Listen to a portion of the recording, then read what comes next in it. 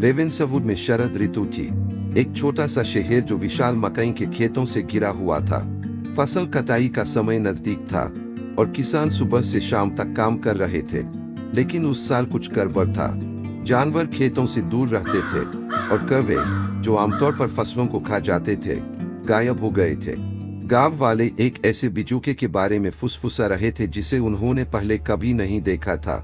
एक अशुभ आकृति जो अचानक मकई के खेत के बीच में प्रकट हो गई थी। कोई नहीं जानता था कि उसे वहां किसने रखा था। यह उन अन्य बिजूकों से अलग था जो पहले कभी शहर में खड़े किए गए थे। लंबा, काले चित्रों से ढका हुआ और एक पुरानी टूटी फूटी पुआल की टोपी पहने हुए। उसका चेहरा एक मोबेदर पर सुए हुए कपड़े कमा था, जिस पर एक बड़ी और टेढ़ी मुस्कान बनी हुई थी। बटन से बनी आंखें ऐसी लगती थीं जैसे वे पास से गुजरने वाले को देख रही हो। जो बच्चे खेत में खेलते थे जब उनके माता पिता काम कर रहे होते थे, वे कसम खाते थे कि उन्होंने बिजूके को हिलते देखा है जब कोई नहीं देख रहा होता था। बड़े हंसते थे, लेकिन शाम होते ही खेत से दूर रहते थे। उस रात युवा किसान ईटन एक पड़ोसी के घर से अकेले लौट रहा था।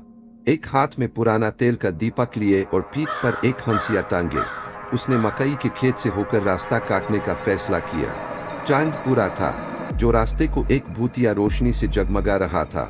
तेज हवा चल रही थी, जिससे मकई के पत्ते दूर की आवाजों की तरह फुसफुसा रहे थे। ईथन ने दीपक को मजबूती से पकड़ा।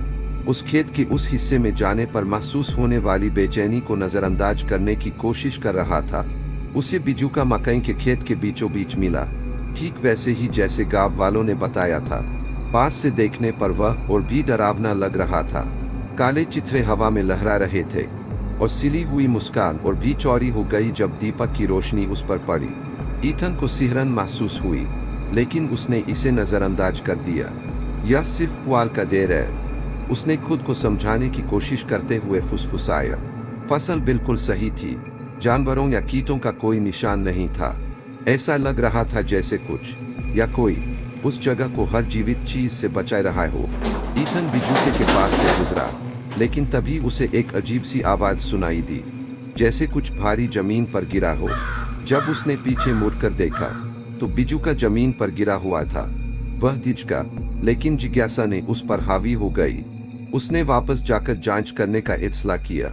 जैसे ही वह पास गया, ईथन ने देखा कि बिजूके के चित्रे और गहरे लग रहे थे। ऐसे लग रहा था जैसे वे गीले हो। उसने उसे छूने के लिए हाथ बढ़ाया, लेकिन इससे पहले कि वह कुछ कर पाता, कुछ हुआ। बिजूका हिल गया। पुआल के उसके हाथ एक सूती चरमराहट के साथ ऊपर उठे और बटन की आंखें एक लाल और तीखी रोशनी से चमक उठीं। ईथन पीछे हटा, लेकिन बिजूके ने उसे अलौकिक शक्ति से पकड़ लिया। पुआल की उंगलियों ने युवक की गर्दन को जकड़ लिया।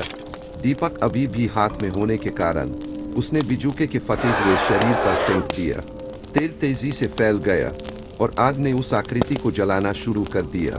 आग चटकने लगी, जिससे खेत लाल और चमकदार रोशनी से जगमगा उठा। बिजूके ने एक गर्दन से निकलने वाली आवाज निकाली, लगभग इंसानी, जब आग उसके चित्रों को चाट रही थी।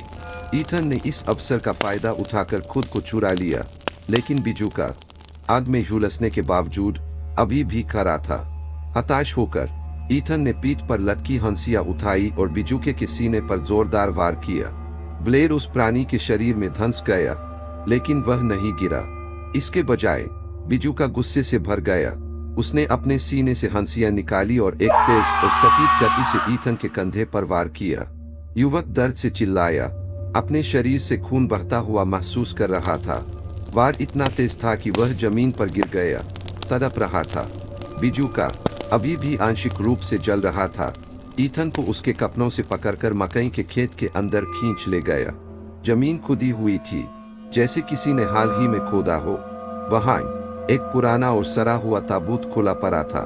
बिजूके ने ईथन और उसकी हंसिया को गड्ढे में फेंक दिया और ताबूत को मिट्टी से ढकना शुरू कर दिया, जबकि युवक बेबसी में चिल्ला रहा था।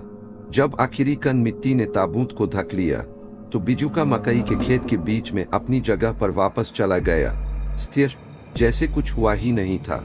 लेकिन उसकी मुस्कान अब और चौड़ी और संतुष्ट लग रही थी। आग बुझ गई थी, जिससे केवल काले चित्रों पर जलने के निशान रह गए थे। ईथन के गायब होने के बाद कई दिन बीत गए। गांव वाले जो पहले से ही मकई के खेत पर शक करते थे, अब उस जगह से पूरी तरह बचने लगे। युवा किसान को फिर कभी नहीं देखा गया, न पड़ोसियों द्वारा, न ही उस इलाके के अन्य कामगारों द्वारा। बिजू के पर अब नए निशान थे। उसके काले चिचड़े आंशिक रूप से जल गए थे, जिनके किनारे जले हुए थे जैसे आग ने उन्हें खा लिया हो। सली हुई काव और चौड़ी और क्रूर लग रही थी, जैसे बिजू का उन सब पर हंस रहा हो जो उसे देख रहे थे। कोई भी उसके पास जाने की हिम्मत नहीं करता था।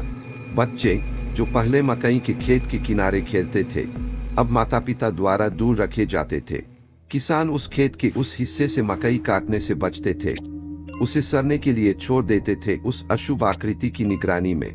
बिजू का ईंधन और फसल की रखवाली करता रहा, नई शिकार का इंतजार कर रहा था जो उसके रास्ते को पार करे।